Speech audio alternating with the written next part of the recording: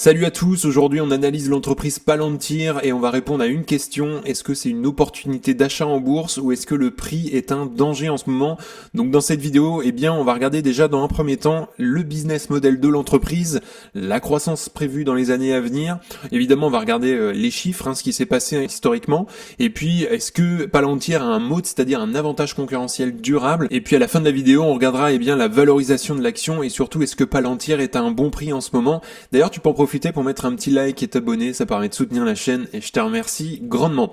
Alors si on regarde sans plus tarder le business model de Palantir, en fait, il repose principalement sur la vente de logiciels, ce que j'ai noté ici, d'analyse de données au gouvernement et aussi aux entreprises privées. Et son approche est basée sur des contrats qui sont à long terme, donc ça c'est déjà un peu plus rassurant. Un développement technologique avancé et une monétisation progressive de ses services. Alors le premier point, c'est des logiciels d'analyse de données et d'intelligence artificielle. Donc en fait, Palantir propose deux plateformes principales qui sont Gotham, qui est utilisée notamment par les gouvernements, en particulier les agences de défense et de renseignement, la CIA, le FBI, l'armée américaine.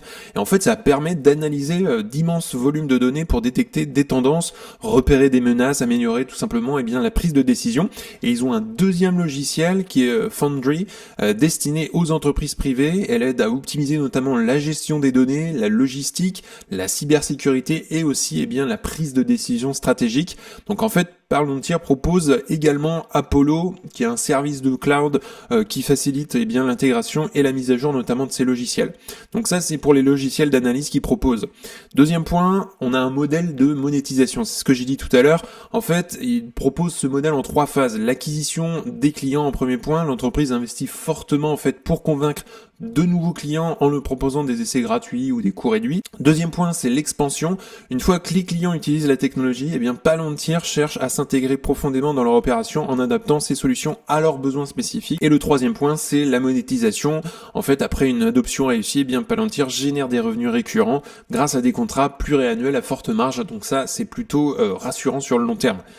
Troisième point de son business model, c'est les contrats et la clientèle, on en parle puisque il y a une forte dépendance quand même aux contrats gouvernementaux qui représentent aujourd'hui plus de 50% des revenus de Palantir. Ça provient d'agences publiques, donc c'est des contrats pour la défense, le renseignement, la santé, la sécurité nationale. Et puis, il y a quand même l'expansion dans le secteur privé, puisque Palantir cherche à diversifier ses revenus, et ça c'est plutôt un bon signe, avec des entreprises du secteur pharmaceutique, automobile et financier, par exemple Airbus, Ferrari, etc. Quatrième point, c'est la stratégie de différenciation. En fait, Palantir se distingue par ses solutions sur mesure qui nécessitent souvent un accompagnement humain et une personnalisation avancée. Et en fait, contrairement au logiciel classique, Palantir vend une expertise autant qu'un produit, ce qui rend en fait la transition coûteuse pour le client et ça favorise en définitive la fidélisation. Et ils ont un positionnement dans le domaine de l'IA et la cybersécurité et ça lui permet aussi de profiter de la tendance à long terme, notamment comme l'automatisation et la gestion des big data. Pour terminer, si on parle de croissance et de rentabilité pour son business model, en fait, Palantir a longtemps fonctionné avec des pertes à cause de ses coûts de développement et d'acquisition des clients. Et depuis 2023, l'entreprise affiche une rentabilité nette grâce à l'expansion notamment de ses marges et la rétention de ses clients existants. Et puis la diversification aussi vers l'IA générative et les partenariats avec des entreprises technologiques comme AWS d'ailleurs ou Microsoft Azure, ça ouvre aussi des nouvelles perspectives de croissance et ça c'est plutôt encourageant, on va regarder les chiffres juste après. Donc petite conclusion sur le business model de Palantir, il repose principalement sur un modèle hybride entre le software as a service et puis aussi des services de conseil haut de gamme. Ils le proposent dans leurs produits avec un fort ancrage dans le secteur gouvernemental et une expansion dans le privé. Et sa rentabilité aujourd'hui récente et aussi son orientation vers l'IA, en font notamment un acteur plutôt stratégique dans l'analyse des données et la cybersécurité. Alors maintenant, si on regarde en termes de croissance pour les années à venir pour Palantir, si on regarde en termes de prévision un chiffre d'affaires pour l'année 2025, ils anticipent notamment un chiffre d'affaires entre 3,741 et 3,757 milliards de dollars. Donc plutôt en hausse par rapport aux années précédentes. On regardera d'ailleurs juste après, on va comparer.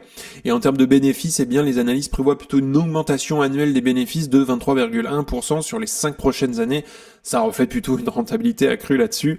Et donc si on regarde en termes de croissance des activités commerciales, eh bien Bank of America notamment estime que les activités commerciales de Palantir connaîtront plutôt une croissance annuelle moyenne de 34% sur les 3 prochaines années, grâce notamment à une adoption accrue des solutions d'intelligence artificielle par les entreprises notamment. Troisième point, eh bien c'est le positionnement sur le marché de l'intelligence artificielle, faut pas l'oublier. Palantir en fait partie, c'est un acteur et il bénéficie notamment de l'engouement pour l'IA générative avec une demande croissante pour sa plateforme d'IA utilisée notamment pour diverses applications, notamment pour le test et le débogage de code. Et puis, si on regarde en termes de perspective à long terme, eh bien, selon certains analystes, Palantir pourrait capturer 3% d'un marché total estimé à 1600 milliards de dollars. En fait, ce qui impliquerait, eh bien, des revenus potentiels de près de 50 milliards de dollars à long terme. Petit instant publicité, si tu souhaites que je t'accompagne dans tes investissements, eh bien c'est le premier lien en description et dans ton espace membre, tu auras accès notamment à ma watchlist avec mes objectifs de prix, au best stock, c'est-à-dire les meilleures actions à détenir dans ton portefeuille, un discounted cash flow pour estimer le juste prix à payer, tu auras accès également à une communauté privée d'investisseurs et le gros plus en fait ce sont eh bien les appels vidéo avec moi-même pour t'accompagner tout simplement dans ta stratégie, faire grossir ton patrimoine, on analyse des actions, on met en place des stratégies, on analyse aussi ton portefeuille. On parle bourse de manière générale, donc si tu souhaites que je t'accompagne, eh bien c'est le premier lien dans la description. Alors maintenant on va regarder eh bien les chiffres de Palantir. Alors rapidement, si on regarde le cours de l'action aujourd'hui, l'entreprise est à 78 $ et on voit globalement en un mois que l'entreprise a fait moins 33%, donc c'est une entreprise quand même qui est assez volatile. Et si on dégrossit depuis le début de l'année, eh bien on a commencé à peu près en janvier autour des 78, donc à peu près comme on est aujourd'hui, et elle est montée à plus de 120 $ l'action, et ensuite là elle est en train de chuter depuis un bon mois quand même, et si on regarde sur 5 ans, c'est une entreprise voilà qui a complètement explosé à peu près autour de 2024, et si on prend l'année 2024, début d'année 2024 jusqu'à aujourd'hui, on a fait quand même plus 388%, et si on regarde sur un an, l'entreprise a fait quand même plus 215%, ce qui est absolument énorme. Alors est-ce qu'en ce moment il y a de la hype autour de Palantir? On va essayer d'analyser ça ensemble. Alors, si on regarde les chiffres de l'entreprise, on voit très rapidement que c'est une entreprise qui a une belle capitalisation boursière et très rapidement, on voit une belle croissance du chiffre d'affaires.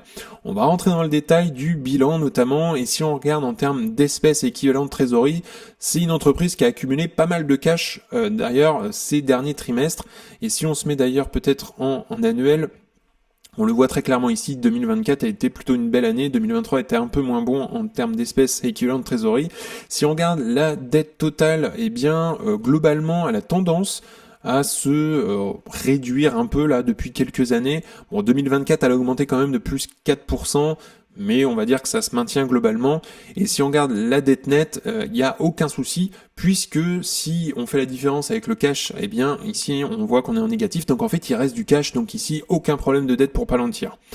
Si on regarde en termes de compte de résultat, eh bien on voit très clairement une belle courbe ici chaque année de croissance, plus 28% entre 2023 et 2024. Si on regarde entre 2022 et 2023, on a fait plus 16%. Donc voilà, on aime ce genre de courbe, c'est très encourageant. La marge brute, c'est du logiciel. Clairement, là, on a une très belle marge brute à 80%. Si on regarde la marge nette, c'est pareil pour 2024, elle est à 16%. L'année d'avant, 2023, elle était à 9%. Cela dit, on avait toujours des très bonnes marges brutes. Donc c'est pas très inquiétant. À partir du moment où on a des très bonnes marges brutes, on peut largement progresser, augmenter les marges nettes, et ça c'est plutôt encourageant. Si on regarde en termes d'actions en circulation, on voit que c'est une entreprise qui dilue fortement quand même ses actionnaires, plus 6% entre 2023 et 2024, entre 2022 et 2023 on a fait plus 11%, donc on va aller creuser un petit peu plus là-dessus après. Si on regarde en termes de flux de trésorerie, pour l'instant c'est plutôt encourageant ce qu'on regarde, il y a un peu de dilution quand même. Mais si on regarde le free cash flow, là, globalement, aujourd'hui, 2024 a été une année record à plus de 1 milliard de free cash flow. On a fait plus 63% entre 2023 et 2024 et ils ont été positifs en 2021. Donc c'est vraiment très récent. Ils étaient en négatif avant, ils perdaient de l'argent clairement. Mais voilà, globalement, ça a commencé à exploser à partir de 2023 quand même. On a fait plus 279% par rapport à 2022. Donc là, c'est encourageant là-dessus. La marge du free cash flow, elle s'affiche quand même à 39% pour 2024, 31% en 2023. Donc voilà, c'est vraiment des très bonnes marges ici et c'est plutôt encourageant ce qu'on voit ici. Alors si on regarde de manière générale en termes de qualité, voilà, on l'a vu ensemble, globalement, eh bien, ils ont une croissance de 30% de leur chiffre d'affaires par an, donc ça c'est vraiment bien. Les free cash flow ici, eh bien c'est encourageant, alors ils étaient en négatif avant, mais là on a une belle croissance des free cash flow, donc ça c'est encourageant. Le ROCE, il a une moyenne de 8-9% sur 5 ans, mais si on regarde globalement les 2 dernières années, 2023 et 2024, on voit quand même qu'on est autour des 20% de ROCE, et il a tendance à augmenter, donc ça c'est très bien. Pas de problème de dette, on l'a vu tout à l'heure, hein, ils ont largement le cash pour ça. Le point noir ici, ça va être la dilution des actionnaires quand même, c'est assez impressionnant. Alors, on va dire l'entreprise est quand même assez jeune, donc en général, c'est pas la chose qui m'inquiète trop, mais c'est quand même un point à surveiller quand même. Et puis, la marge du free cash flow aujourd'hui est 14% en moyenne sur 5 ans, mais si on se concentre sur les 2 dernières années, on l'a vu, on est quand même à plus de 30% et on frôle les 40% pour 2024. Alors attention, il y a quand même un piège. Si on regarde, ici très rapidement, c'est les SBC, donc c'est-à-dire les rémunérations en actions par rapport au free cash flow. Alors super, ils ont un énorme free cash flow, mais si on retranche les SBC, donc les rémunérations en actions. Alors si on regarde pour l'année 2024, clairement là on a plus de la moitié de rémunération en actions. Donc c'est absolument quand même énorme. Et donc là, il y a un point qui est caché entre guillemets, c'est qu'il faudrait réellement pour calculer le free cash flow déduire les SBC. Et clairement le free cash flow a pas si évolué que ça, puisqu'ils ont quand même énormément de rémunération en action chez Palantir. Et c'est pareil, pour les années précédentes, 2023, on avait 475 millions de rémunération en action sur 697 millions de free cash flow. Donc c'est-à-dire qu'il faudrait soustraire les 475 millions de SBC par rapport au free cash flow. Donc ça fait un free cash flow qui est forcément beaucoup moindre que ça. Donc voilà, ils ont quand même, c'est un peu le point noir qui est un peu caché si on ne le voit pas, c'est les SBC. Alors si on regarde très rapidement la performance de Palantir, c'est une action qui a commencé à surperformer le marché, donc on le voit en vert, à partir de 2023, ça a largement surperformé le S&P 500. Et aujourd'hui, elle est largement au-dessus, puisque on a à plus de 800%, et le S&P 500, lui, a fait du plus 74% depuis 2020. Donc voilà, on est largement au-dessus. Donc ça, c'était pour les chiffres de Palantir. Maintenant, est-ce que Palantir a un mot, c'est-à-dire un avantage concurrentiel durable? Eh bien, premier point que je t'ai relevé, c'est une technologie propriétaire et une expertise en data analytics, c'est-à-dire qu'en fait, Palantir développe des solutions logicielles uniques pour l'analyse et l'exploitation de données massives, combinant big data et intelligence artificielle. Ils ont des plateformes, on en a parlé tout à l'heure, Gotham, Foundry, Apollo aussi, qui offrent des capacités analytiques avancées et qui ne sont pas facilement réplicables par d'autres entreprises. Donc ça, c'est plutôt un bon point. Deuxième point, c'est une barrière à l'entrée qui est élevée, puisqu'il y a une complexité notamment et des coûts de développement. Le développement de logiciels comme ceux de Palantir nécessite des années d'ingénierie avancée et aussi des investissements massifs. Et il y a peu d'acteurs qui peuvent se permettre tout simplement de rivaliser avec des algorithmes d'analyse de données et aussi son infrastructure logicielle. Donc là, c'est 2 bons points que j'ai relevés. Troisième point que j'ai relevé, c'est un effet d'enfermement quand même. On est un peu à la Apple, entre guillemets. Une fois intégrés au système des clients, les logiciels de Palantir deviennent difficiles à remplacer car ils sont profondément ancrés dans leur opération. Les coûts de transition aussi pour passer à une solution d'une autre sont élevés, ce qui assure plutôt une fidélisation des clients sur le long terme. Quatrième point, c'est les contrats gouvernements stratégiques. Palantir travaille avec de nombreuses agences gouvernementales, je l'ai dit tout à l'heure, américaines plutôt, de toute façon, CIA, FBI, l'armée, etc. Et donc ces contrats sont souvent pluriannuels et nécessitent des certifications et un haut niveau de confiance qui limite aussi la concurrence. Et donc l'entreprise bénéficie aussi d'un soutien du gouvernement américain, ce qui renforce sa position sur le marché. Avant-dernier point, c'est une expansion rapide dans le secteur privé. Ils sont en train justement de partir un peu dans cette branche-là. Donc voilà, ils ont été fortement dépendants aussi aux contrats gouvernementaux, donc ça on pourrait se dire à surveiller, mais elles se développent de plus en plus quand même dans le secteur privé, notamment avec Airbus, Ferrari, etc. Et ils utilisent des logiciels pour optimiser justement leur opération, ces entreprises-là, et cette diversification réduit évidemment son risque de dépendance à l'État américain, et ça lui permet aussi de diversifier son marché. Et puis dernier point, c'est une capacité à monétiser l'IA et la big data, puisque Palantir est bien positionné pour capitaliser sur la demande croissante en intelligence artificielle, appliquée notamment aux données, et ça pourrait évidemment devenir un des leaders dans l'exploitation des LLM, donc Large Language Models, pour l'analyse prédictive et la prise de décision. Donc conclusion, c'est un mot qui est quand même plutôt solide, hein, on le voit ici, mais qui est à surveiller.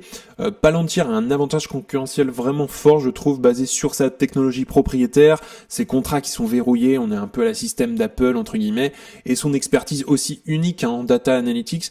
Toutefois, j'ai noté quand même quelques risques à surveiller, même si ça a évolué. Il y a de la concurrence quand même, avec Google Cloud, AWS, Microsoft Azure, Snowflake, il faut surveiller un petit peu ça. Une dépendance, c'était un peu le point, j'ai envie de dire gris, pas noir non plus, mais à surveiller avec les gouvernements, même si elle a tendance à diminuer en proportion dans le chiffre d'affaires, donc ça c'est plutôt encourageant, je pense qu'ils sont sur la bonne voie, donc ça va disparaître au bout d'un moment. Et puis des coûts élevés aussi de l'acquisition de nouveaux clients, donc ça il faut surveiller ça. Donc malgré ces défis, Palantir reste quand même un acteur clé du secteur de la data et de l'IA, avec un mode difficile quand même à attaquer à court terme. Si elle continue d'innover, d'élargir son marché privé, ça pourrait évidemment solidifier encore plus sa position. Alors si on regarde maintenant la valorisation de Palantir, alors je le rappelle ici, je donne pas de conseils en investissement, c'est hyper important que tu ailles faire toi tes propres recherches si tu es intéressé par l'entreprise. Aujourd'hui, Palantir est cote à 78 $. Les derniers 12 mois du free cash flow sont de 0,46. Alors attention, on l'a dit tout à l'heure, les free cash flow, c'est pas du réel. Il y a énormément de SBC intégrés, donc c'est pas vraiment, on va dire, c'est un peu caché, c'est pas vraiment le bon chiffre. Le taux de croissance des free cash flow, 53%, mais attention, il y a des SBC là-dedans, et aujourd'hui, le ratio prix free cash flow est à 160 et la moyenne 5 ans est à 49. Bon, largement au-dessus aujourd'hui, on a une entreprise qui est très chère. Si on regarde l'historique sur 10 ans à peu près, donc voilà, on a une entreprise qui a toujours coté assez cher puisqu'on a eu assez souvent un ratio prix-free cash flow, 70 en 2022, 80, en 2023 on était autour des 70 et on a commencé à baisser un petit peu autour des 50 d'ailleurs au Q4 2023 et on est fortement remonté là ces derniers temps, on est à 160 mais globalement c'est une entreprise qui s'est toujours échangée assez cher et surtout un indicateur qui est peut-être un peu plus précis là en ce moment c'est le prix par rapport au chiffre d'affaires, price to sales, aujourd'hui on est quand même à 63 mais c'est absolument énorme. Et si on regarde rien qu'il y a un an et demi en 2023, on était à 16 et au début de l'année 2023, on était à 8. Donc l'entreprise était plutôt, je pense, à un bon prix autour de 2022, 2023. Et si on regarde autour de 2022, 2023, l'entreprise était à peu près autour des 8-7 $ l'action, et donc aujourd'hui on est à 78 $.